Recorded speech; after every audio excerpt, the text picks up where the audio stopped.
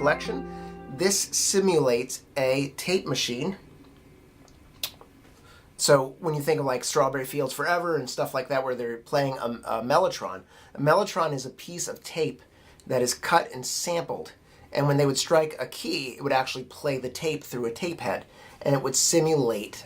It was an early synthesizer, early way to synthesize. And there were some really great performers like the Beatles and other performers from that 60s period that were using the mellotron to create different textures. In a band situation, it's a really useful tool. I am going to use this with a quartet that I play in that is the new standard, doing modern takes, twists on tunes, and then also in a bass trio with 2 basses and a drummer. And I might use the effect more to drive the sound. And with that being said, I can kind of control whether I want a dry signal or I want more of the effect signal. In that bass trio, I'm going to go more with the effects sound and turn down the bass so that I can use that as the voice. In the quintet, I might use a mix of that, maybe more of the dry signal, just to give it an ethereal overall sound. We also have an attack and a sustain, and we'll get more into this. And what we're going to do is we're going to do a rundown of this, and stay tuned, and this should be up shortly. All right, friends, so we're back. So now we have the Mel9 hooked up.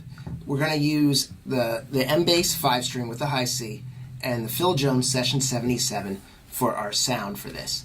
We're going to start off with this set to orchestra. Orchestra is the first setting, and I have the option of controlling my dry signal and my effect signal. So what we're going to do here is we're going to bring those both down, and then we also have an attack and a sustain. The attack is, you'll hear how that works, but it's going to be how hard you strike the strings, how effective that sounds, like how quickly it comes in, and the sustain is how long that effect sustains. So what I'm going to do here is I'm going to bring these down too. And I also want to show you real quickly before we get started that I have a dry signal out too. So I don't have to run everything into 1 amp. I can run this out stereo and have 1 amp run my entire bass sound and the other one run the effect. Depending on what I'm doing, that might be a good idea. But for this right now, we're going to do it this way. These are really beefy knobs. They feel really good. Electro Harmonics did a really nice job on this pedal. In the past, I always felt like their pedals were a little cheap. This one feels really good. So without it active, there is a true bypass inside this pedal, so I'm not losing any sound. And what I'm going to do here is I'm going to activate the pedal. And now what I'm going to do is you're going to hear the dry signal as I turn that up. I'm going to set the dry signal midway. As we would expect, it sounds like a bass, right? I'm going to bring up the effect. I'm going to bring that up to noon as well. And we're So what you're hearing there is an effect called orchestra. This is my first setting on the knob. And I'll do that again inside D.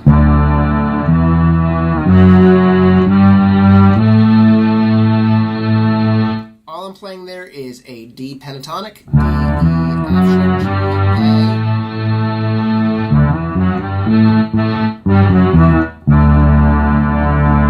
5-note scale there. All right, so I'm going to bring the dry signal down again, so you can just hear the effect.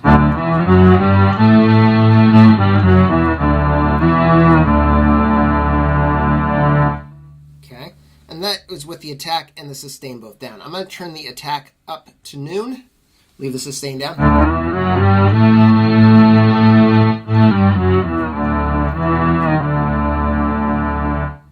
And let's bring that sustain back up as well. I'll bring the sustain up to noon as well.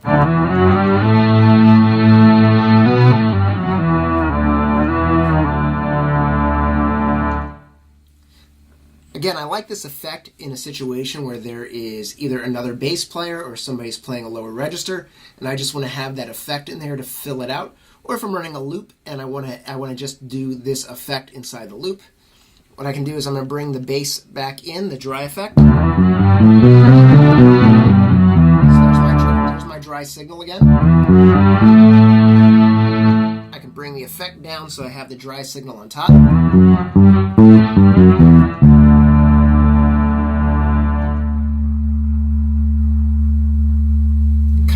diminishes there into almost nothingness a little bit. Honestly, I find that a little bit weird. I don't know if I'd really like that ending on that. I'd probably mess around with that a little bit to bring that back. Let's try that sustain up a little higher. Let's see how that drops off.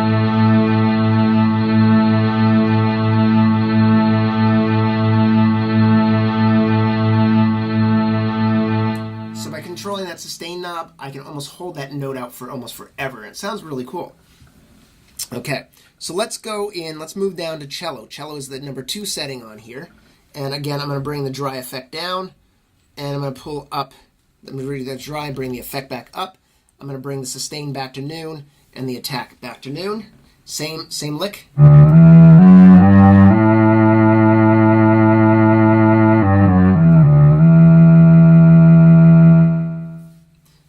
Very cool. Let's bring the effect down a little bit and bring up the dry signal.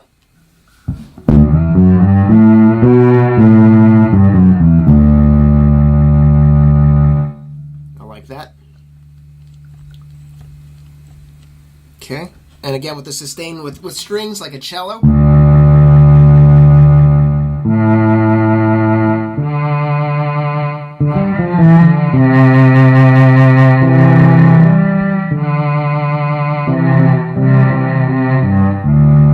Tracks very, very well. That's the one thing I have to say about this pedal is it does really track.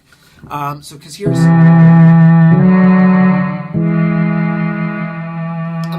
I'm doing a double stop on those.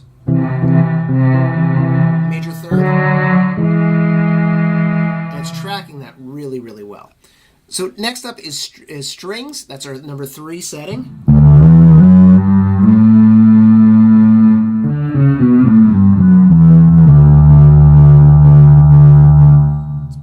Let's pull the dry signal out again.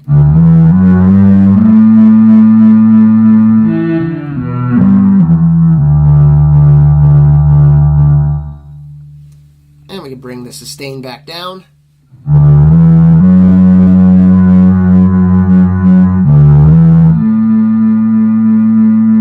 Let's bring the attack down too. So the attack really changes the sensitivity of how the string is. So when I pluck the string harder, when I turn the attack up, it takes a little bit more work to get the effect to ring. If I bring the attack down, it's a very light touch. It's almost just a tap. So when I go the other way and bring it all the way up, it takes a lot more work. So that's nice when I bring up my dry signal and I have.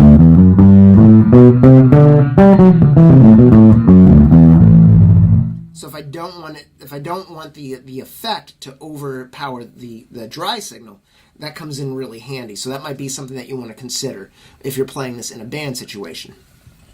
I'm going to bring the attack back down. We're going to move into the flute. So now we're getting into some of the other sounds. So this is the flutes. I'm going to bring my dry signal back out. Just keep the effect in.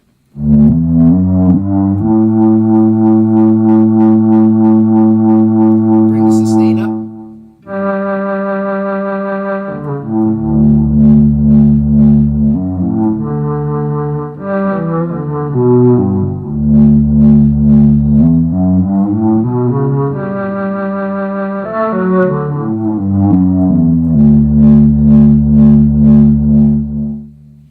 Very nice, very breathy. Bring the attack back up. Bring in the dry signal.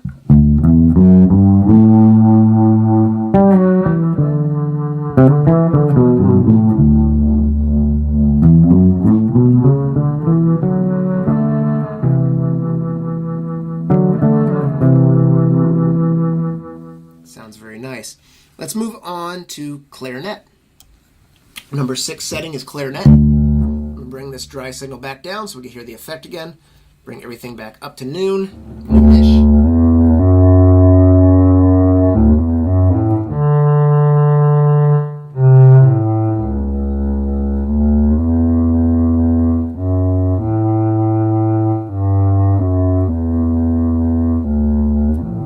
I don't like the tremolo sound effect in there for some reason. It's a little washy. I would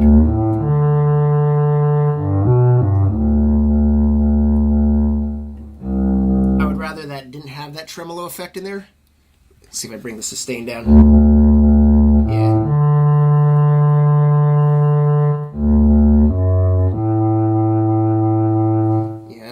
That's kind of in there the whole time. So you have to adjust for flavor.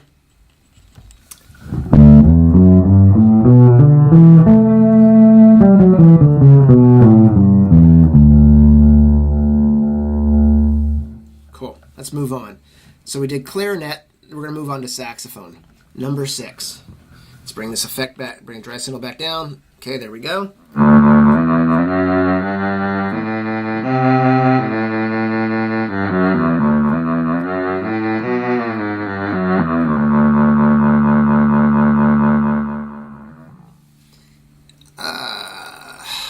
Yeah, that one I could probably do without. I'm not a big fan of that one. So that's one that I'll probably almost never use. Let's check out number 7. Actually 6 with the bass in there, with the effect down, and bring up the sustain, bring down the attack.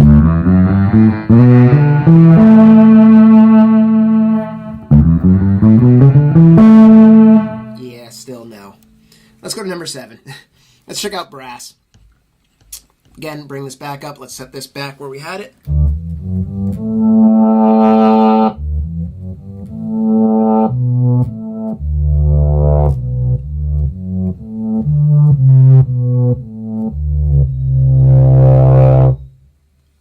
I love the reverse swell on that.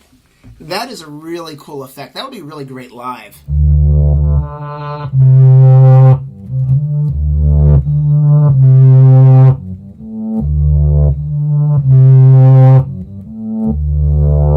Let's bring in the bass with that. Let's hear how that sounds.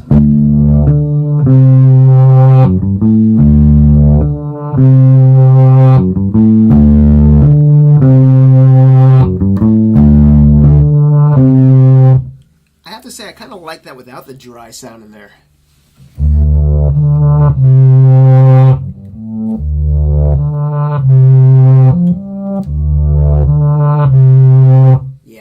Yeah, I like that without the dry.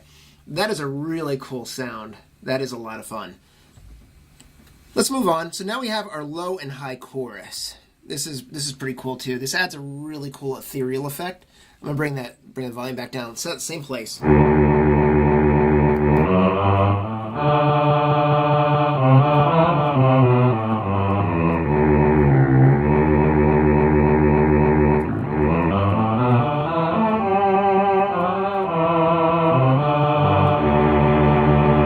Let's bring the bass in this time. So I'm gonna bring the bass up a little higher.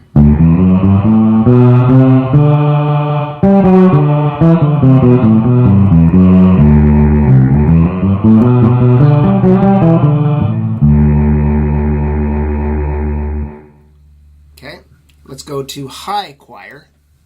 So that's low choir, high choir.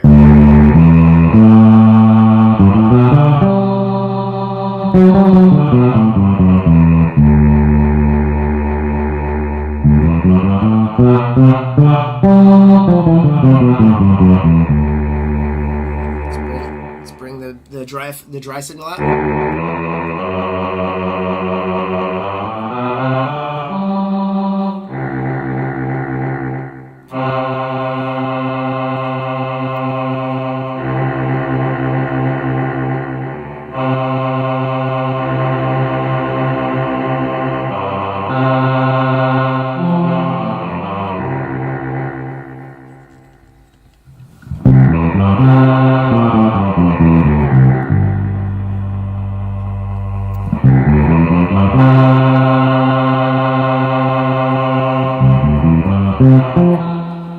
So just to recap, I have my dry signal, my effect volume, so volume for both of those, my attack, and that's the sensitivity of the string, and my sustain, how long that effect is going to be held. I like that because it really helps when you really want to sustain a certain sound. Like we discovered that the brass actually has a really cool reverse swell with it. Pretty cool. All right, guys. So that was the Mel9, pretty much in a lump. It's a pretty cool effect. It is going to set you back a little bit. I got that one from a musician's friend. I think it was like $230 or something like that, which isn't a bad price for an effect. However, if you are doing multiple effects, and that's something that I'm curious to see, is that once it's in the signal chain, how that sits in there and where it drops off. So you might want to be aware when you're setting up your effects, where they sit and how they sound, because sometimes when you set that up the wrong way, it can get a little funky, and you can end up with an effect that kind of sounds mushy because where it is in the line of the effects. I know it sounds redundant that I'm saying that, but it's true. You always want to kind of like go through and spend a little time. You just don't want to get to the gig and just patch them together and go, okay, well, let's see what sounds best. Because sometimes some pedals do draw more signal, or you may want to go, depending on how you're A/B boxing it or whatever you're doing, it might be a cool way to play with that. All right, guys, I'm Steve the Bass Guy. Smash that subscribe button. Make sure you join the group. It's great having you here. I love producing this material for you. I hope you enjoy it. Check out Bass Musician as well. That's another magazine that I work for that I get to put content out for. If you get a chance, check that station out as well, that channel. Good channel. Subscribe to that as well. Costs you nothing, right? Nothing to subscribe. So hopefully I'll see you out there. Be well. Peace, love, and low notes. Keep it low and funky. Be well, guys.